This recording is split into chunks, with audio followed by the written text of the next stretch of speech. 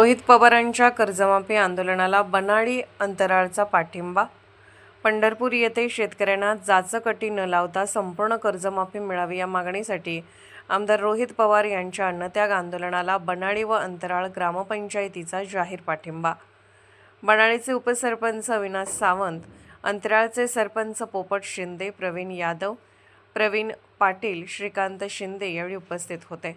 शेतकऱ्यांच्या न्याय मागण्यांना पाठिंबा देत शासनाने तातडीने सकारात्मक निर्णय घ्यावा अशी मागणी करण्यात आली। या बातमीचा आढावा रुपेश पिसाळ यांनी घेतला। होणाई न्यूज चॅनलला सबस्क्राईब जरूर करा।